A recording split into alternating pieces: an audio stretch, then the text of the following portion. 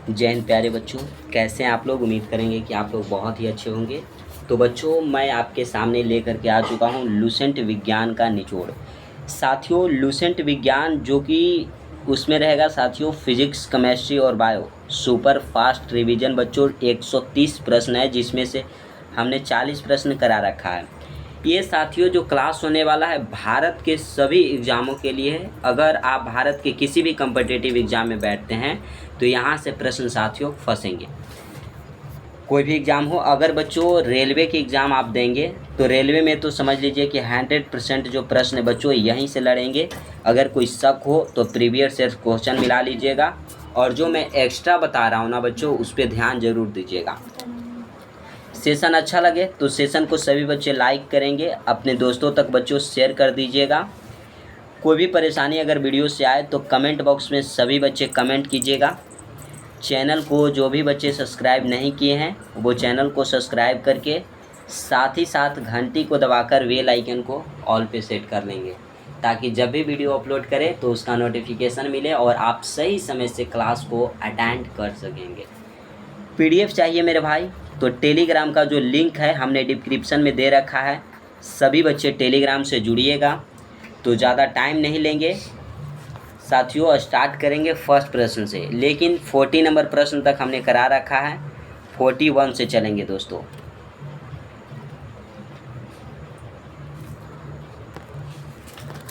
पहला प्रश्न कहता है कि नासा के किस अंतरिक्ष यान ने चंद्रमा पर जल के होने की पुष्टि की है।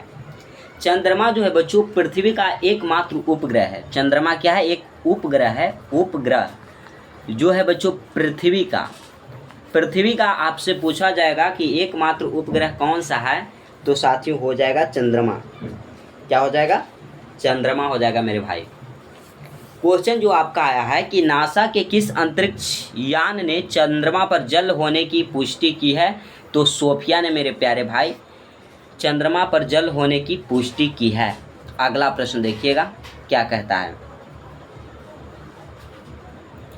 गोल्डन राइस में कौन सा विटामिन पाया जाता है? गोल्डन राइस में बच्चों बताइएगा कौन सा विटामिन पाया जाता है।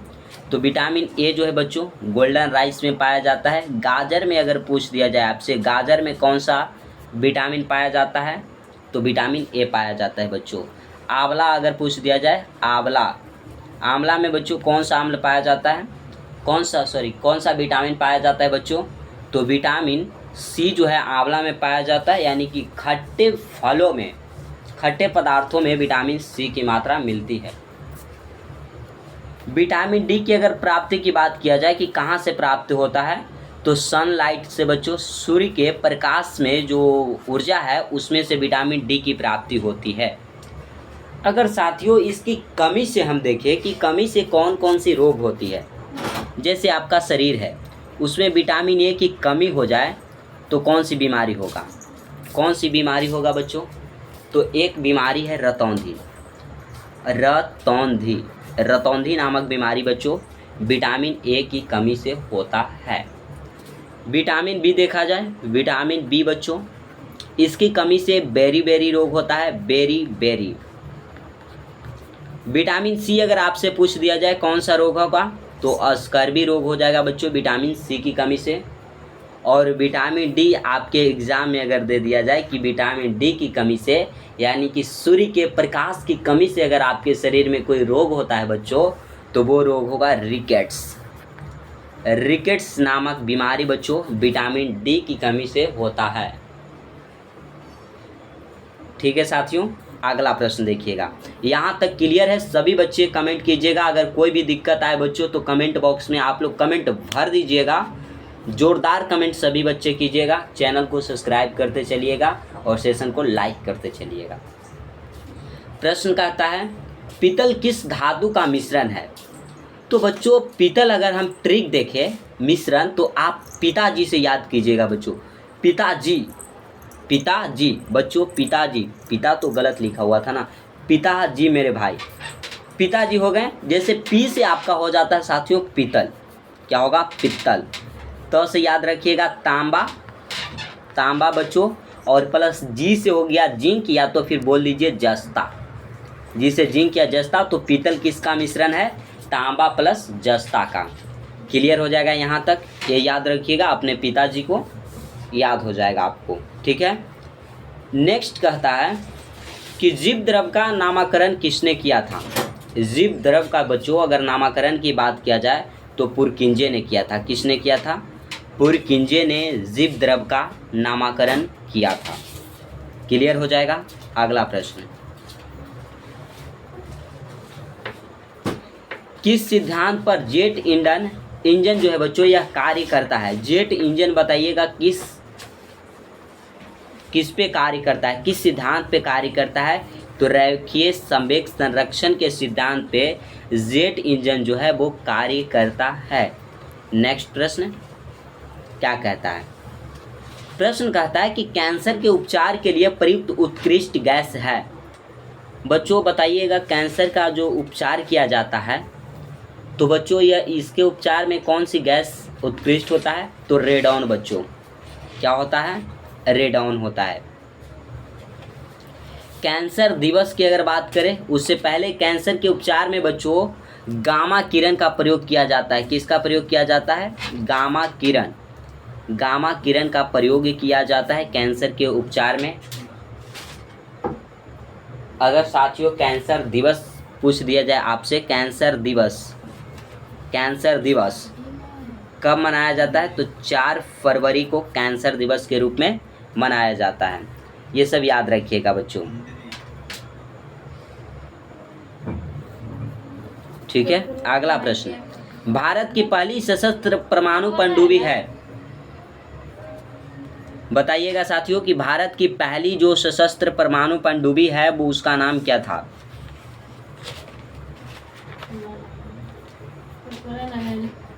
तो साथियों ये हो जाएगा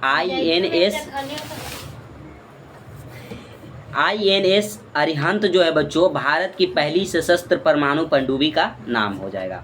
अगला प्रश्न देखिए, प्रश्न कहता है कि आँख और उसके रोगों से संबंधित चिकित्सा शास्त्र की शाखा को क्या कहा जाता है। यानी बच्चों आँखों में जो रोग उत्पन्न होता है उसका अध्ययन बच्चों क्या कहलाता है? तो ओफ्थेल्मोलॉजी कहलाता है। याद रखिएगा। अगर आँख की बात करें प्यारे साथियों तो आँख में आपसे पूछ देंगे हम कि कौन सा लेंस होता है। तो साथियों उत्तल लेंस हो जाएगा। उत्तल लेंस जो आपके आँख में, आपके नहीं हमारे आँख में भी है, हर एक मनुष्य हो या जानवर हो सभी के आँखों में उत्तल लेंस पाया जाता है। याद हो जाएगा बच्चों। अगर आँखों में आपका दोष हो जाता है, एक होता है निकट दृष्टि दोष।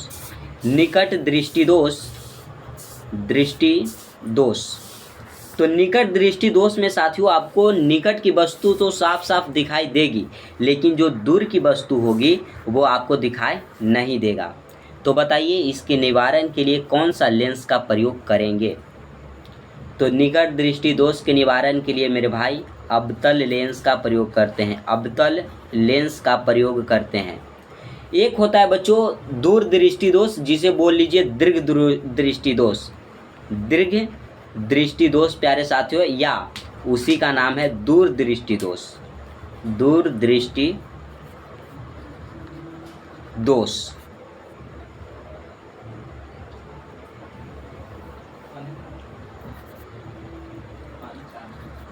तो साथियों दूर दृष्टि दोष हो गया और एक दीर्घ दृष्टि दोष, दोनों एक ही होता है। बताइएगा इसमें कौन सी प्रॉब्लम हो जाती है हमारे आँखों में? तो हमारे आँखों में साथियों दूर की वस्तुएं जो है वो साफ साफ दिखाई देती है लेकिन जो निकट की वस्तुएं होता है मेरे भाई वो दिखाई नहीं देती है। ये सब याद रखिएगा। ठीक है। इसके अगर निवारण की बात किया जाए तो उत्तल लेंस का प्रयोग करते हैं। उत्तल लेंस के प्रयोग करते हैं मेरे भाई। अगला प्रश्न, अगले प्रश्न पे चलेंगे। अगला देखिएगा, मशीन गन का आविष्कार किया गया था। मशीन गन का आविष्कारक किसे कहा जाता है? तो जेम्स पकल के द्वारा बच्चों मशीन गन का आविष्कार किया गया है। नेक्स्ट प्रश्न, विश्व की विशालतम दूरबीन कौन सी है? तो आइसक्यूब जो है बच्चों विश्व की विशालतम दूरबीन है। अगर दूरबीन की खोज की बात किया जाए कि दूरबीन की खोज किसने किया, तो साथियों गैलीलियो ने किया। गैलीलियो नामक वैज्ञानिक ने साथियों दूरबीन की खोज की। इन्होंने ही ब्रह्मांड की खोज की है बच्चों। ब्रह्मांड की अगर खोज की बात किया जाए तो किसने किया, गैलीलियो ने किया है। याद रहेगा आपको। अगला प्रश्न, सेशन कैसा लग रहा है सभी बच्चे कमेंट बॉक्स में ज़रूर बताइएगा। थर्मोस्कोप प्रारंभिक थर्मामीटर का आविष्कार किसने किया था। थर्मामीटर का बच्चों बताइएगा आविष्कार किसने किया था, तो गैलीलियो ने। थर्मामीटर से बच्चों आपके शरीर के टेम्परेचर को मापा जाता है, टेम्परेचर। अगर वो पूछे बच्चों कि हाइग्रोमीटर से क्या मापा जाता है, तो बच्चों आर्द्रता मापी जाती है। आर्द्रता, वायुमंडलीय आर्द्रता जो है वो हाइग्रोमीटर से मापा जाता है। और तापमान जो है बच्चों थर्मामीटर से मापा जाता है, शरीर का तापमान। ठीक है। अगर हम पूछे बच्चों कि ओडोमीटर से बच्चों क्या मापा जाता है, तो गाड़ी की जो चाल है बच्चों, गाड़ी की क्या चाल, ये मापा जाता है ओडोमीटर से। क्लियर हो जाएगा। अगला प्रश्न देखिएगा, सीमेंट की खोज किसने की, तो जोसेफ अस्पर्डिन जो है बच्चों इन्होंने सीमेंट की खोज की है। नेक्स्ट आता है प्रश्न, वो ध्यान दीजिएगा आप सभी बच्चे, कि कोशिका के सबसे बाहरी दीवार का नाम बताइएगा। कोशिका बच्चों जो है उसके सबसे बाहरी दीवार का नाम पूछा जाए तो प्लाज्मा हो जाता है, प्लाज्मा झिल्ली। अब यहाँ से बच्चों कोशिका के बारे में जानते हैं कि सर आप बताइएगा कि कोशिका की खोज किसने की। कोशिका की खोज किसने किया, तो साथियों कोशिका की खोज करने वाले व्यक्ति हैं रॉबर्ट हुक नामक वैज्ञानिक ने कोशिका की खोज 1665 ईस्वी में की। लेकिन बच्चों पता चला कि ये जो कोशिका है, जिस कोशिका की रॉबर्ट हुक ने खोज की, यह कोशिका मरी हुई थी। क्या थी, मृत कोशिका थी। तो बोलिएगा कि सर क्या जीवित कोशिका की खोज नहीं हुई है, हुई है मेरे भाई। जीवित कोशिका की अगर खोज की बात किया जाए, जीवित कोशिका की खोज किसने की, तो साथियों जीवित कोशिका की खोज किए थे ल्यूवेन हॉक नामक वैज्ञानिक ने जीवित कोशिका की खोज 1674 ईस्वी में किया था। आपको बच्चों कहीं कहीं 1675 ईस्वी में दिख जाएगा आपको आंसर, लेकिन एनसीईआरटी के थ्रू बच्चों 1674 आपका सही आंसर है। एग्जाम जो है 1674 आंसर को फॉलो करता है, आप ये याद रखिएगा। ठीक है। जैसे जीवित कोशिका में बच्चों आपका आ जाता है आरसीबी नहीं समझ लीजिएगा, क्योंकि आरसीबी कल ही फाइनल मैच जीत चुका है आईपीएल का बच्चों, आईपीएल वो भी 18 साल में। तो आरबीसी जो है बच्चों, आरबीसी, तो ये जानिएगा यह जीवित कोशिका है। इसके बारे में अगर जानेंगे तो इसका जीवन काल होता है 120 दिन।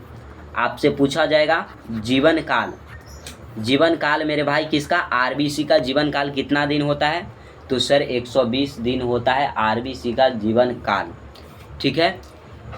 ये जब मरता है बच्चों तो इसका कब्रिस्तान, ये जो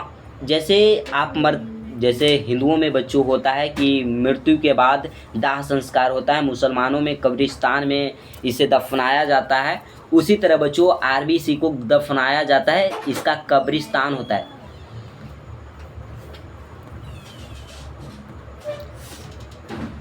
कब्रिस्तान जो होता है बच्चों, इसे प्लीहा को कहा जाता है।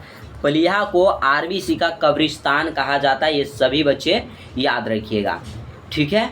अगला प्रश्न, भारतीय राष्ट्रीय विज्ञान दिवस मनाया जाता है, बताइएगा कब मनाया जाता है भारतीय राष्ट्रीय विज्ञान दिवस साथियों, तो यह 28 फरवरी को मनाया जाता है। जल्दी बता दीजिएगा साथियों 30 जनवरी को कौन सा दिवस मनाया जाता है। 30 जनवरी को साथियों शहीद दिवस मनाया जाता है। शहीद दिवस जो है साथियों, शहीद दिवस कब मनाया जाता है, 30 जनवरी को मनाया जाता है। क्लियर हो जाएगा यहाँ तक क्लियर है साथियों, बताइएगा। अगला प्रश्न देखिएगा,